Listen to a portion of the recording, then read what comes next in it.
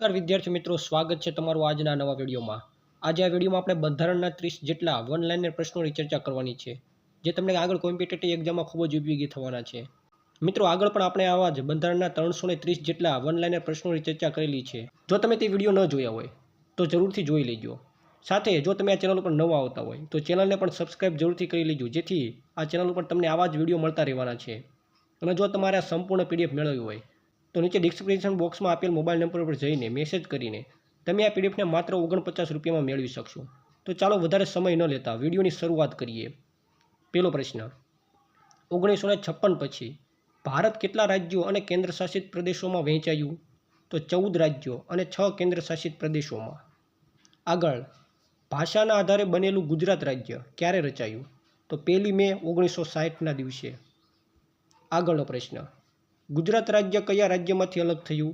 તો બોમ્બે રાજ્યમાંથી। તો મિત્રો, તમને ખબર જ હશે કે બોમ્બે રાજ્યમાંથી મહારાષ્ટ્ર અને ગુજરાત એમ 2 રાજ્ય બનાવવામાં આવ્યા હતા।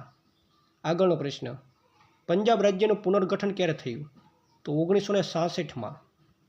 આગળ, પંજાબના પુનર્ગઠનથી કયા નવા રાજ્યો બન્યા? તો હરિયાણા અને પંજાબ, જેમાં કેન્દ્રશાસિત પ્રદેશ રૂપે ચંડીગઢ। આગળનો પ્રશ્ન, છત્તીસગઢ રાજ્ય ક્યારે રચાયું? તો 1 નવેમ્બર 2000ના દિવસે। આગળ, ઝારખંડ રાજ્ય ક્યારે રચાયું? તો 15 નવેમ્બર 2000ના દિવસે।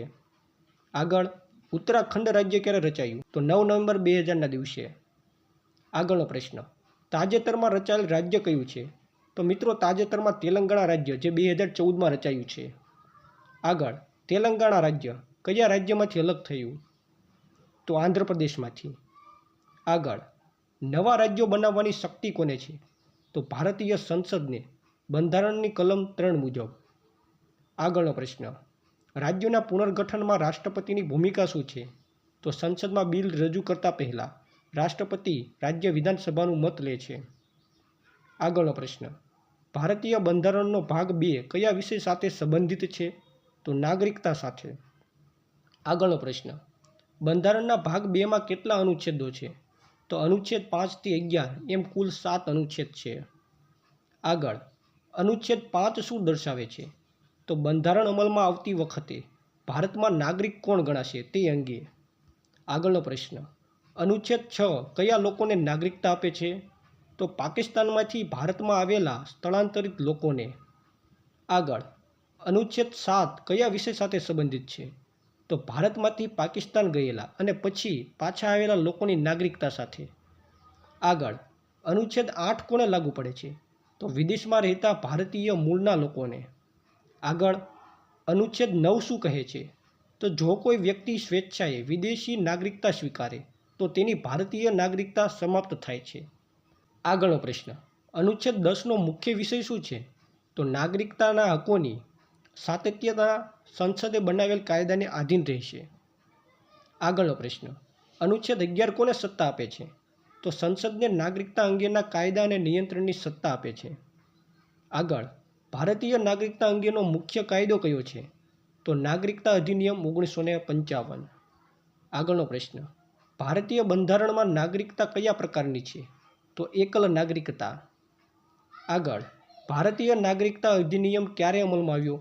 તો 30 ડિસેમ્બર 1955ના દિવસે। આગળનો પ્રશ્ન, ભારતીય નાગરિકતા કઈ રીતે પ્રાપ્ત કરી શકાય?